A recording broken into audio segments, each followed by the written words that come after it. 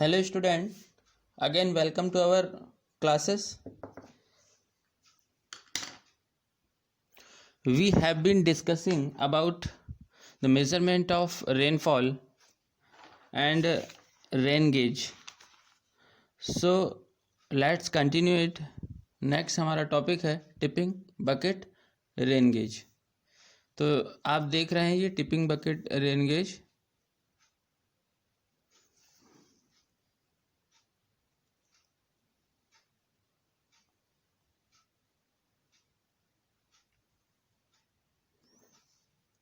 ये फनल है।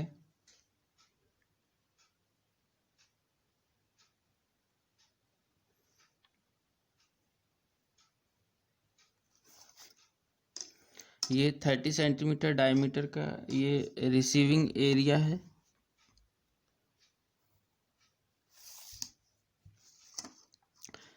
This is funnel.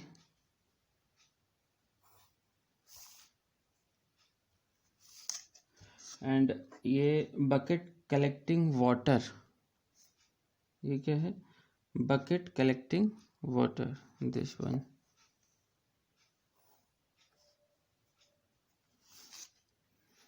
And this is here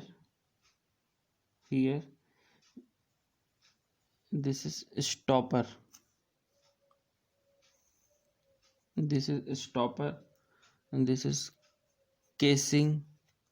This one stand and a measuring jar. This is measuring jar. यहाँ पे भी stopper रहता है, यहाँ पे भी स्टॉपर रहता है।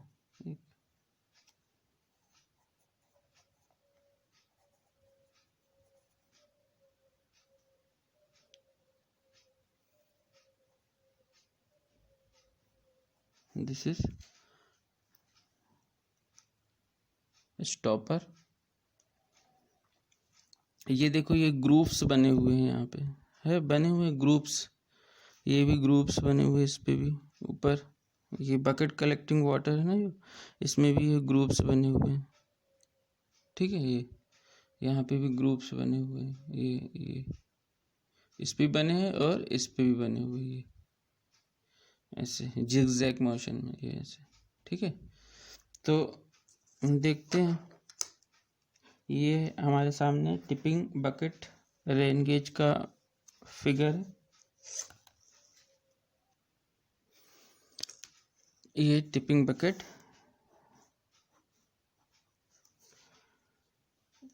इसका प्रिंसिपल किस पे बेस्ड होता है?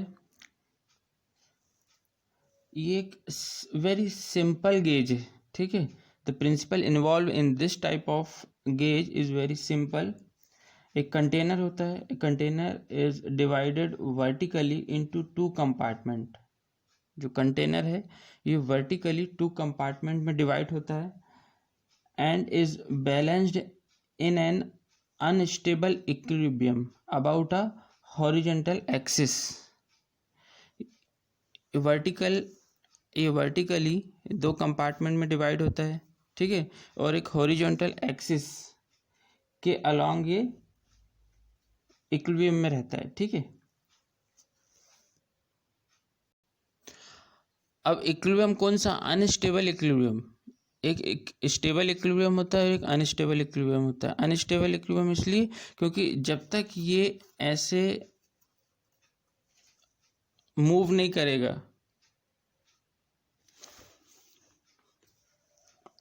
तो ये टिपिंग बकेट जो है, इसमें ये जो कंपार्टमेंट है ये वर्टिकली 2 पार्ट में डिवाइड होता है। ये आप देख रहे होंगे, ये वर्टिकली ये 2 पार्ट में डिवाइड होता है, एक ये लेफ्ट और ये राइट पार्ट। तो ये इस तरह से डिज़ाइन किया जाता है कि ये जो कंपार्टमेंट है ये दो पार्ट में डिवाइड है, लेफ्ट और राइट, और ये हॉरिजॉन्टल एक्सिस में अनस्टेबल इक्विलिब्रियम में रहता है। ये हॉरिजॉन्टल एक्सिस है, इसमें ये अनस्टेबल इक्विलिब्रियम में रहता है। मीन्स ये ऐसे ऐसे मूव करता है, ऐसे। ठीक है, ऐसे ऐसे ये मूव करेगा। ये दोनों स्टॉपर लगे हुए हैं, तो एक पोजीशन में ये स्टॉपर में जब इसकी नॉर्मल जो पोजीशन होती है, तो ये नॉर्मल पोजीशन में ये इन स्टॉपर पे रेस्ट करता है। नॉर्मल पोजीशन या तो इस पे या इस पे, ठीक है। और ये स्टॉपर जो है वो प्रिवेंट करके रखते हैं ताकि ये कम्प्लीटली टिपिंग ना हो, मतलब ये पूरा का पूरा ऐसे ऐसे पूरा का पूरा ऐसे मूव ना कर जाए, मतलब ये पूरा ऐसे ना आ जाए, ठीक है। मतलब ये टिपिंग ओवर ना हो जाए, पूरा का पूरा टिप हो मगर पूरा का पूरा टिपिंग ओवर ना हो जाए, मतलब पलट ना जाए पूरा। तो इसको ये प्रिवेंट करके रखती है, एक ये स्टॉपर एक ये स्टॉपर, ठीक है। तो जब रेन होती है तो क्या होता है, ये जैसे ये रेन यहाँ हुई और फिर ये कन्वेंशनल जो फनल है अपना उससे कलेक्ट होके जब इस कंटेनर पे आती है, तो ये कंटेनर को हम ऐसे डिज़ाइन करते हैं जैसे यदि 0.25 mm की रेनफॉल इस पे कलेक्ट हो गई, ठीक है, तो ये जो टिप है, ये जो कंटेनर है, ये यहाँ से मूव करके कहाँ चला जाएगा, इस वाले स्टॉपर पे रेस्ट करने आ जाएगा, ठीक है। ये इस वाले स्टॉपर पे रेस्ट करेगा, ये स्टॉपर थोड़ा नीचे करें जब, तो इससे जो वाटर है वो मूव करेगा नीचे, ये इस वाले स्टॉपर पे रेस्ट करेगा। जब ये पूरा का पूरा यहाँ मूव करेगा तो यहाँ पे जो भी रेन कलेक्ट हुई होगी वो यहाँ से नीचे आने लग जाएगी और इस पे कलेक्ट होने लग जाएगी। अभी यहाँ से नीचे आ रही, ठीक है। तो जैसे यहाँ पे 0.25 mm, सपोज मैं एक एग्जांपल ले रहा हूँ, 0.25 mm रेनफॉल यहाँ कलेक्ट हुई, ये जो कंटेनर है ये ऐसे मूव कर गया और ये इसकी जो यहाँ पे जो कलेक्ट हुई थी रेन वो यहाँ से इस पे कलेक्टर में आ जाएगी, जार में, मेजरिंग जार में। उसके बाद फिर जैसे ये एम्प्टी हुआ और साथ साथ meanwhile the rainfall into the upper compartment, जैसे जैसे ये यहाँ से एम्प्टी होते जाएगा वैसे वैसे यहाँ से रेन जो है वो इस पे कलेक्ट होते जाएगी। और जैसे ही यहाँ पे 0.25 mm रेन कलेक्ट हुई और ये कहाँ टिल्ट कर जाएगा, इस वाले स्टॉपर पे रेस्ट करने का, और यहाँ से पूरी फिर यहाँ से ये ड्रॉप के फॉर्म में रेन यहाँ कलेक्ट हो जाएगी, ठीक है। तो a container is divided vertically into 2 compartment, जिससे 2 कंपार्टमेंट में डिवाइड है, and is balanced in an unstable equilibrium about a horizontal axis, और ये unstable equilibrium में बैलेंस होता है horizontal axis के अलाउंग, ठीक है। मतलब अनइक्विलिब्रियम स्टेट मतलब स्टेबल, मतलब ये ऐसे ऐसे मूव कर सकता है, अनइक्विलिब्रियम होता है, ठीक है।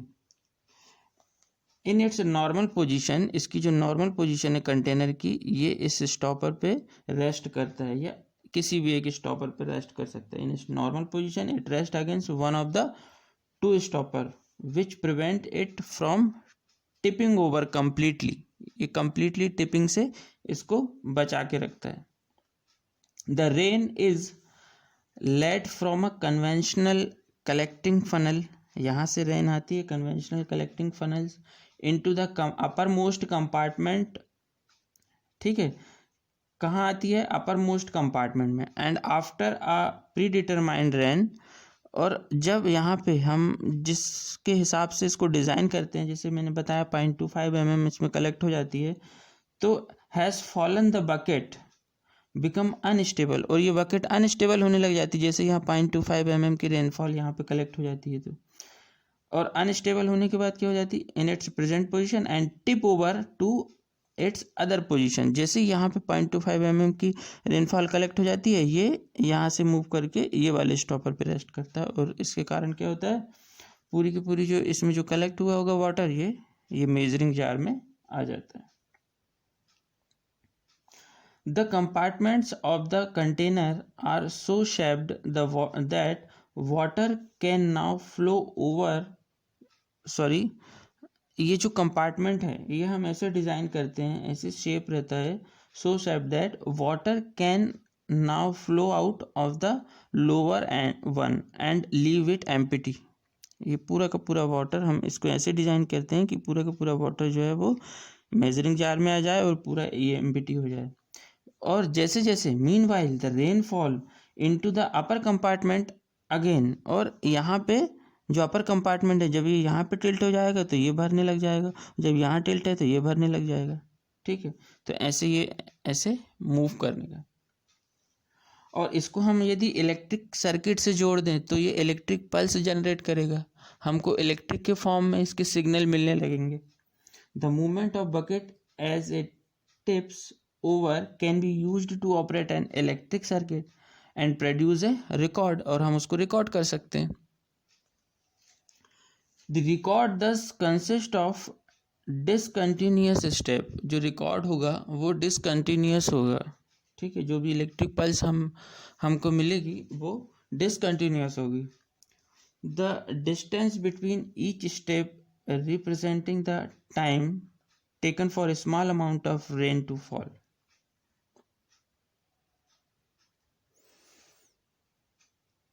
तो ये हो गया अपना टिपिंग बकेट, रेन गेज।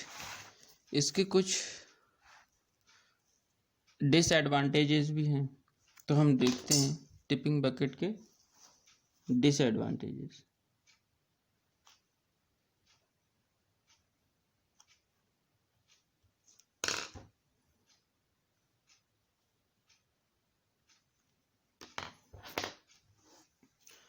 तो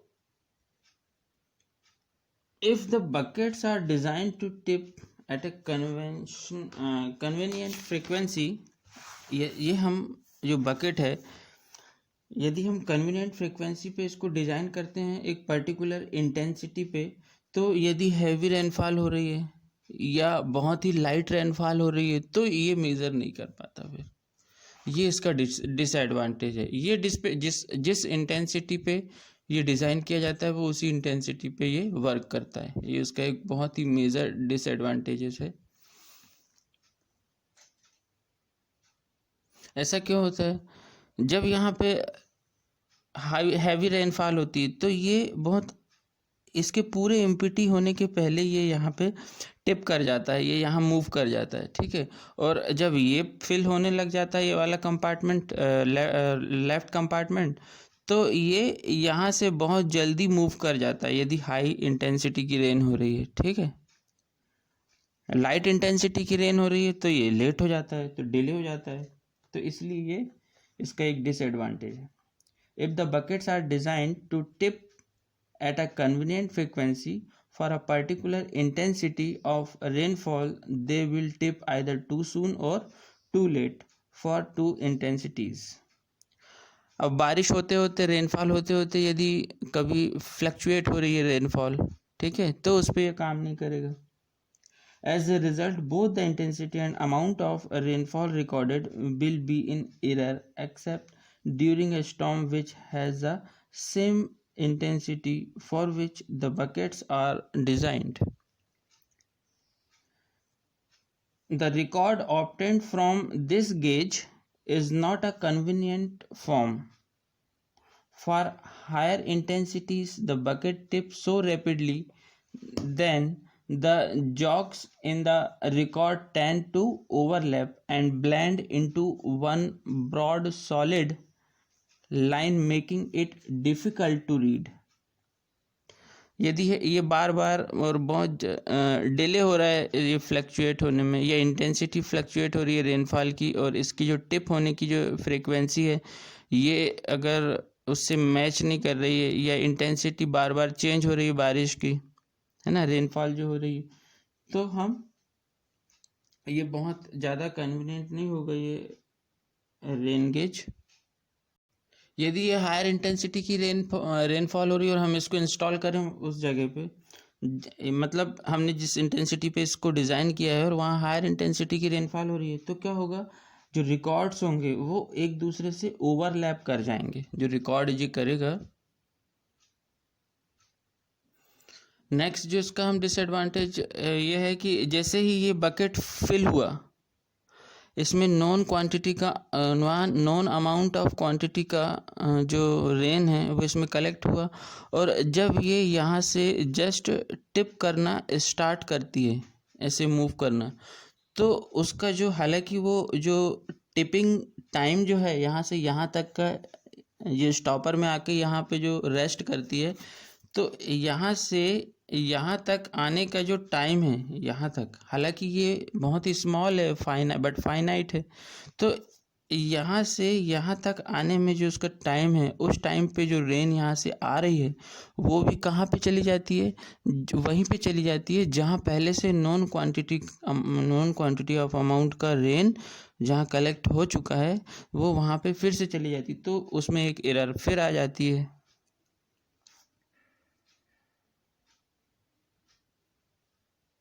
मतलब ऑलरेडी इसमें कैलकुलेटेड अमाउंट ऑफ रेनफॉल है, कैलकुलेटेड अमाउंट ऑफ रेनफॉल जैसे इसमें आती है, जैसे 0.25 mm की रेनफॉल आती है, ये यहाँ से यहाँ पे टिप होना स्टार्ट हो जाता है।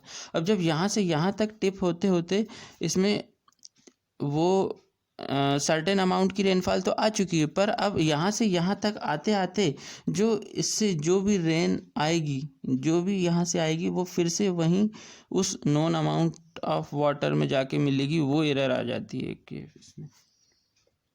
और ये जो एरर है ये हेवी रेनफॉल में हम इसको बहुत ही एप्रिशिएबल होती है, अगर हेवी रेनफॉल हो रही है तब। जैसे हम इस चीज़ को समझने के लिए एक एग्ज़ाम्पल लें कि यदि 15 सेंटीमीटर पर आवर के इंटेंसिटी से रेनफॉल हो रही है, ठीक है, और इस बकेट को, ये जो बकेट है, इसको टिप करने में, इस स्टॉपर से इस स्टॉपर तक आने में कितना टाइम लग रहा है, 6 सेकेंड का टाइम लग रहा है, ठीक है। तो जो about 0.3 second is required to complete the tip, ठीक है, सॉरी, ये जो बकेट है ये टिप होता है एवरी 6 सेकेंड में, और यहाँ से यहाँ तक आने में इसको कितना टाइम लगता है, 0.6 सेकेंड का टाइम लगता है। अब this makes the intensity of rainfall recorded by the gauge less bye 5%। तो इसमें ये 5% का डिफरेंस आ जाएगा इंटेंसिटी को हम जब रिकॉर्ड करेंगे तो, क्योंकि उस 0.3 सेकेंड में ये और रेनफॉल जो हो रही है वो उस पर कलेक्ट होगी जहाँ पे हमें पहले से नॉन क्वांटिटी का रेन कलेक्ट किए हैं। तो उसके बाद हम क्या करेंगे, इस डाटा को करेक्ट करने के लिए हम फिर नॉन रिकॉर्डिंग रेन गेज का यूज़ करेंगे, उसकी हेल्प लेंगे, ठीक है, और हम उस डाटा को फिर उसका एरर को करेक्ट करेंगे। इसके डिसकंटिन्यूस नेचर के कारण, डिसकंटिन्यूस नेचर ऑफ रिकॉर्ड के कारण हम ये इंस्ट्रूमेंट ज़्यादा it is not satisfactory for use in light drizzle or very light rain. The time of beginning and ending of rainfall cannot be determined accurately. एक ये भी इसका डिसएडवांटेज है कि हम उसका टाइम, बिगनिंग और एंडिंग, जो रेनफॉल का टाइम है कि कब स्टार्ट हुई कब एंड हो रहा है रेनफॉल का, हम उसको एक्यूरेटली मेजर नहीं कर सकते। तो this gauge is not suitable for measuring snowfall को भी मेजर, जैसे हम नॉन रिकॉर्डिंग रेन गेज में क्या करते थे, फनल और जो कलेक्टिंग बॉटल है उसको हटा देते थे और हम उस पर स्नोफॉल भी मेजर कर सकते थे, पर इसमें हम नहीं कर सकते। अगर हमें इस पे करना है रिकॉर्डिंग तो हमको ये जो कलेक्टर है ऐसा मैकेनिज्म लगाना पड़ेगा कि ये जो कलेक्टर है ये हीट अप होते रहे, या हीटिंग इंस्ट्रूमेंट कुछ लगाना पड़ेगा ताकि ये हीट अप होते रहे और यहाँ पे जो भी स्नो आ रही है वो मेल्ट होते रहे।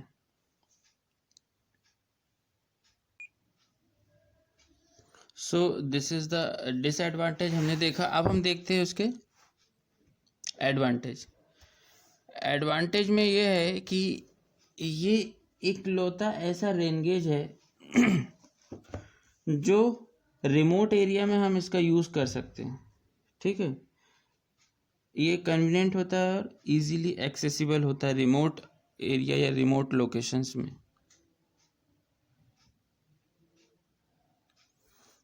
तो ये था हमारा tipping bucket rain gauge.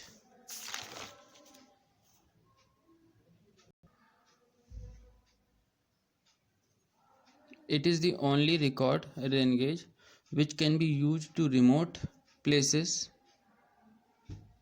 by installing the record at a convenient and easily accessible location. Recorder है ये, ठीक है।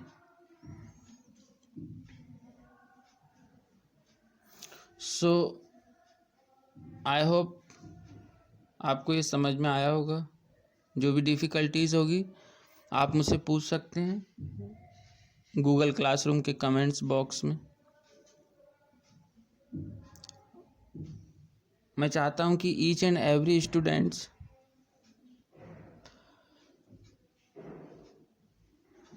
इस पे रिप्लाई करे, कमेंट करे। Thank you students.